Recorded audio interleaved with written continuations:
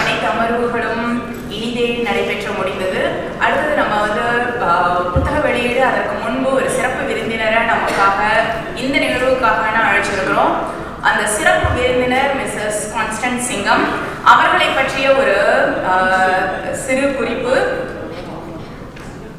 ஆங்கிலத்தில் சொன்னாங்க, அதனால நான் ஆங்கிலத்திலேயே செஞ்சிருந்தேன்.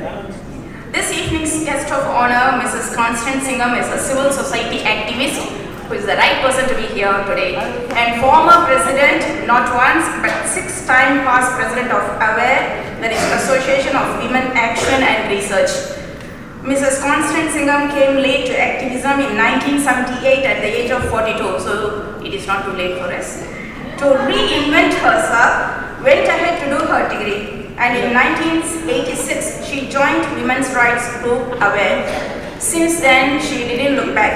In the last 3 decades, Mrs. Constance had led women's organizations, co-founded civil society groups, been a columnist in several national publications, spoken at countless forums and seminars, contributed to and co-edited several books and written her memoir. In short, to describe about herself, about Mrs. Constance and her actions done for the society, I would like to quote what Mr. Elvin Tan, the founder and artistic director, says about Mrs. Constance. In his words, Constance Singham is the mother of civil society. She has inspired many generations of civil society activists. Her boundless energy has been responsible for numerous projects and initiatives that have shaped Singapore's civil society today. So we should be thankful to her. This says everything about this evening's special guest, Mrs. Constance Singham. With this, now I would like to invite Mrs. Constance Singham to deliver her speech on Indian women in Singapore. Mrs. Constance, please. She's still going on. She's 90-something, I think, and she's still going on, still strong, still talking about women. But what is important about this was that it was possible for him to recruit Indian women who gave up everything to join. They were just very young women, 16, 17, 18 years old, and some of them older. And the educated women became the leaders of the group. And they marched all the way to Burma. Finally, I just want to talk about, because what I wanted to tell you was about the achievements of Indian women and Tamil women, especially Tamil women in Singapore. And this is only a representative group. There are lots of women who have contributed and whose names we don't know. And that's the history that you have to write as a community, not just as a community, write it in English so everybody else would know about it. And that is the responsibility of the younger generation of women.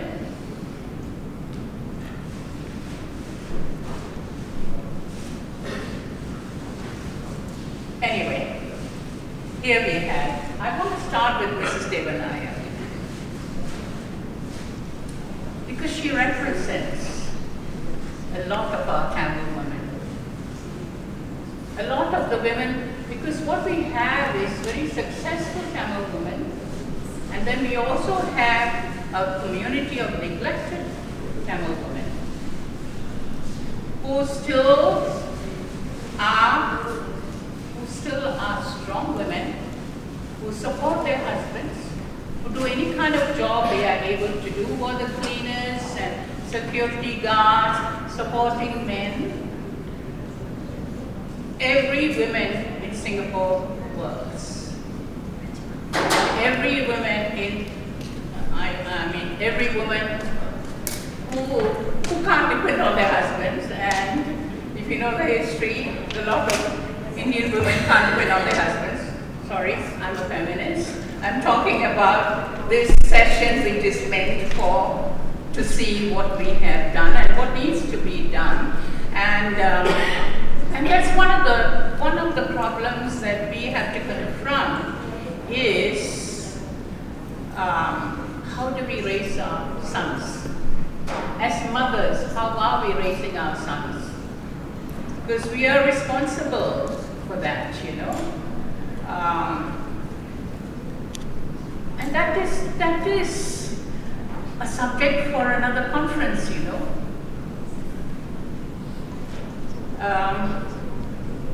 because that's the saddest part. The community so rich in culture, so rich in history, is losing its influence in Singapore. And you have to get up and do something about it. I know you are trying. Anyway, I'm wondering again. These are the groups of women that who have contributed a lot to Singapore. I have, Mrs. Devanaya. Mrs. Devanaya didn't have much education, and so much was demanded of her life and of her works. She was Tamil, and Devanaya was Malayali. So at that time, it was a no for Tamils to marry, for intermarriage between Tamils and other Indian Malayalis and other communities in Singapore, not even religions. But she stood her ground and she said no, because they were neighbors and they grew up together. And she said no, she wants to marry him. So she did. And of course then all her troubles started, didn't it? Because we had the fight for independence, we had struggled, trade unionists, struggle in trade union movements. The trade union movement was dominated by Indians. A lot of them got into trouble. Devanaya was a teacher, but he lost his job because of involvement in politics. So when he came out of prison, he was giving private tuition. And then he was in and out of prison. So who do you think supported the family? Mrs. Devanaya, who didn't go beyond primary school education.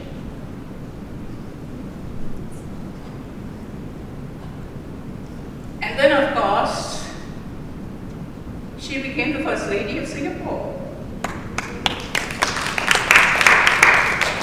It's an amazing story. And that kind of stories, we have many kinds of similar stories in Singapore that's not heard about or written about.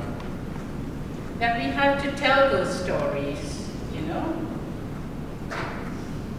And of course, she suffered the arrows and whatever, I've forgotten the Shakespearean quotation of outrageous fortune because of who she was married to, because of the politics at the time. The next person I want to point out is India. And at the age of 17, she was going around giving public speeches. And she came to Singapore. I mentioned earlier how the male population outnumbered the female population. There were very few women in Singapore. And the ratio improved, and that is true of the Chinese population as well as Indian population. Indian population was even more, the women were more outnumbered by the men. But the Chinese population began to improve, but then they had the concubine system. A man can have any number of women. They only had customary marriages. So there were lots of abandoned women and abandoned children. So Shireen Foster arrived from Singapore, arrived from India as a political activist. And there was no, women were not involved in politics at that time, had no idea They weren't engaged in any kind of, they were just basically wives and housewives, you know. But she mobilized the women of Singapore and set up the Singapore Council of Women, which is not the same as the Singapore Council of Women's Organization that is around now. This was an earlier one, which was set up specifically to address this issue of polygamy. And at the same time, Mrs. Devanaya was in Parliament.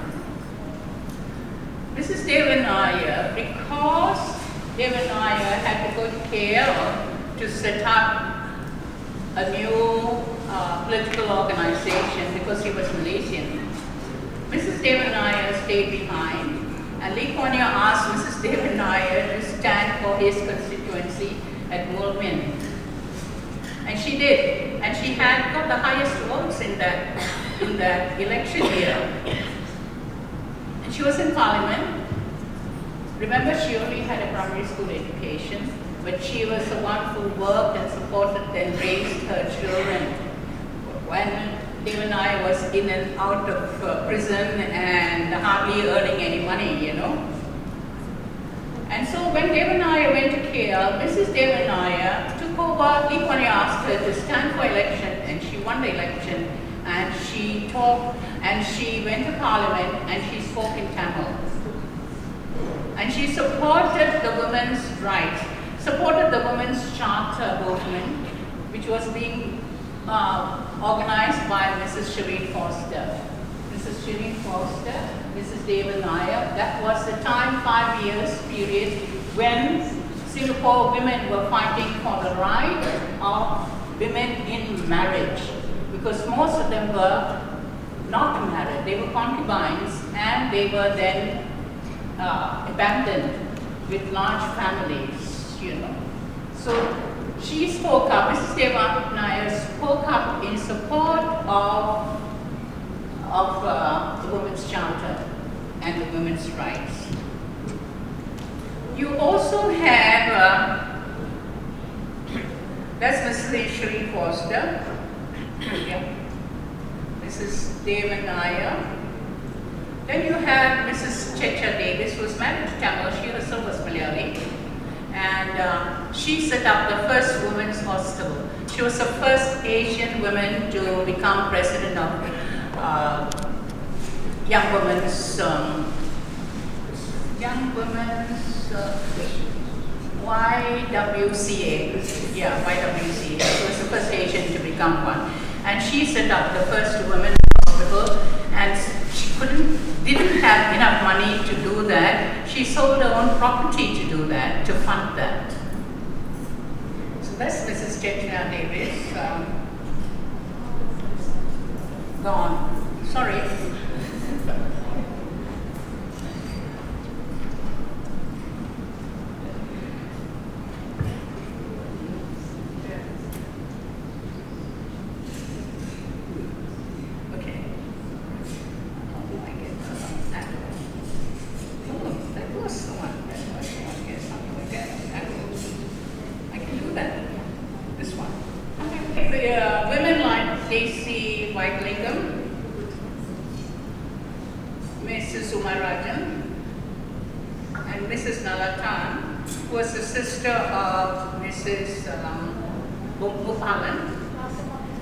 These three women were early professionals working with, she was working in the ministry, the first woman, I believe, to get honors in, BA honors in Singapore with the new arts faculty. And she was the one first to set up. You remember I talked about the abandoned women before Women's Charter came into being, when marriage was not legalized. Women lived in families, and you have lots of abandoned children. So Daisy Whitellingham was social worker who who set up the first fostering scheme for abandoned children.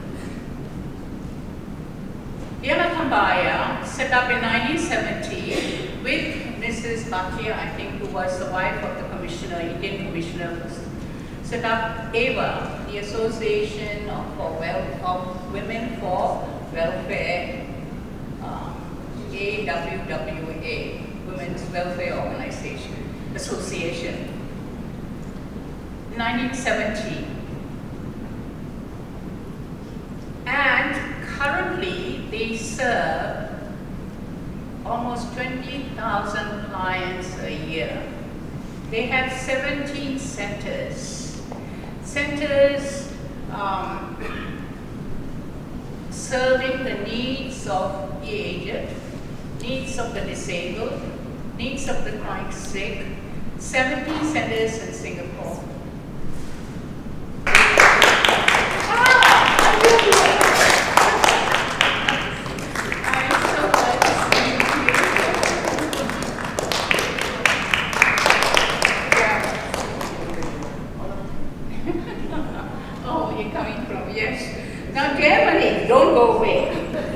Germany was the queen of the long distance,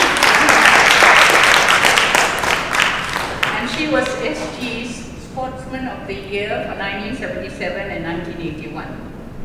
Where are the other Tamil girls? What's happened to them? Somewhere. But thank you so much. You have done us all proud, you know. I remember reading about her through those years. Thank you.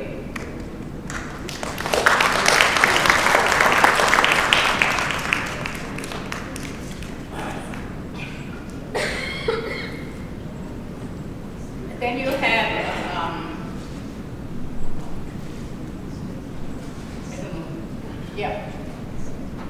Nirmala. Nirmala was a very well-known journalist who later set up a home for children, a foster home for children. Thank you. Yeah. So I'm highlighting first all the Tamil women. Then you have Kanwaljit Soin, who moved the bill in Parliament for the laws against domestic violence.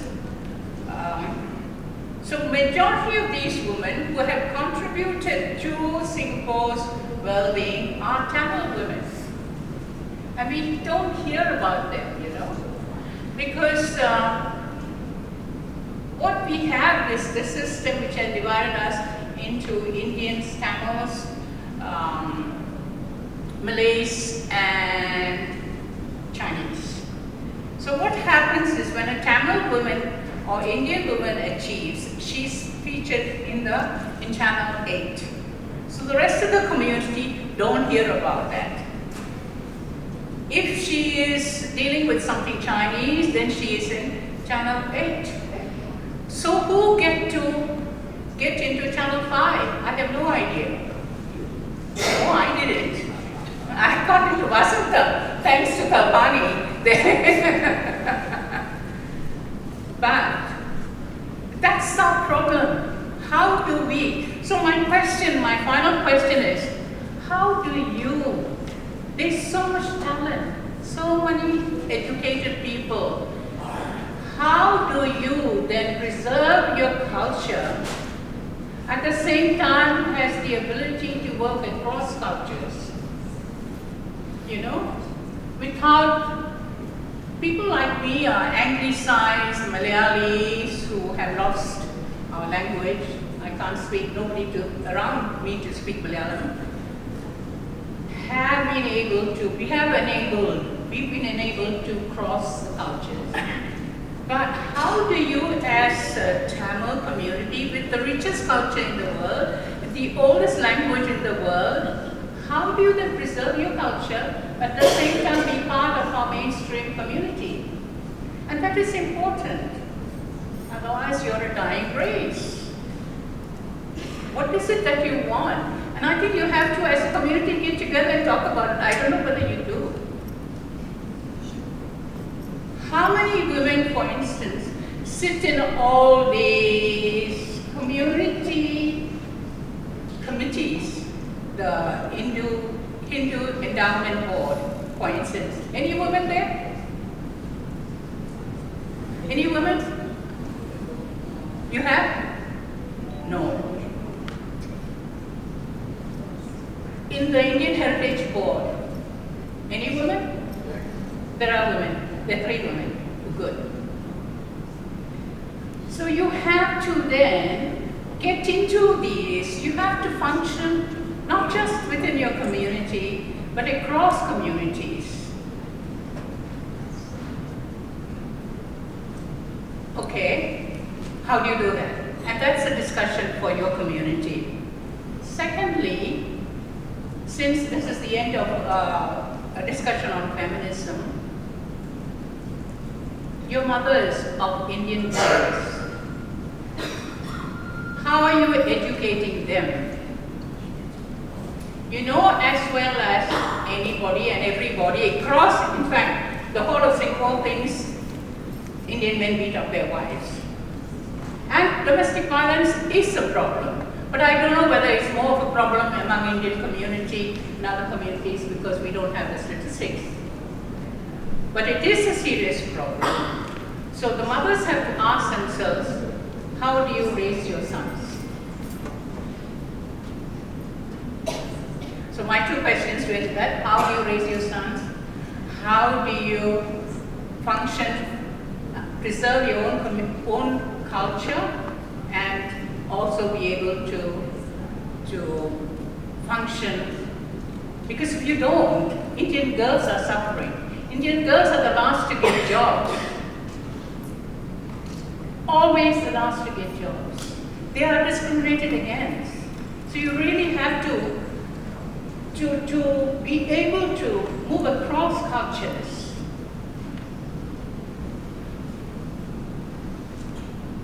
That's all I was coming here to celebrate Tamil contribution and Tamil women's contribution, so I don't want to end with that note.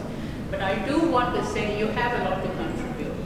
You have enriched, from the examples that I have given, you have enriched the life of the Singapore community, and I mean across the various divisions. And you can continue to do that. I haven't seen young women coming up. Are they? And Ashwini, where are you? You have responsibility not just for yourself, but for the community as well. Thank you very much for listening to my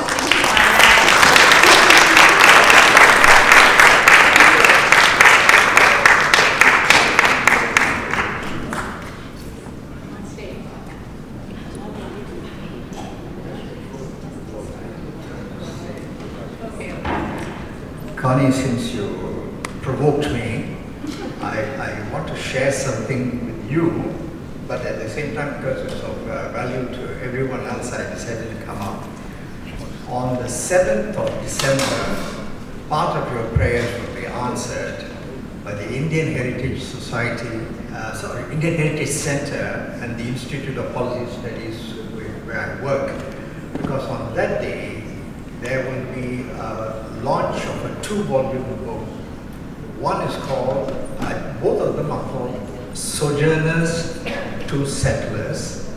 Volume 1 is Tamils in Southeast Asia. The second volume... Tamil women as well? Tamils inclusive of men and in between. Okay, okay. The second one is Tamils in Singapore. I have the privilege of being the editor of this. The initiative came from the Indian Heritage Center. And while that will make you happy, you will still remain unhappy because the women's history is incomplete. But that's not just for Tamil women. Women's history in Singapore is incomplete, okay? So that's the first thing. And much of what you said, you will learn a lot more from that one book. The second thing I also want you to know, and I want the rest of the audience to know, there is a new organization called the Center for Singapore Tamil Culture. And that main mission is to take Tamil culture to the others, which is what you're concerned, and equally others' cultures to Tamil. I just happen to be the director of that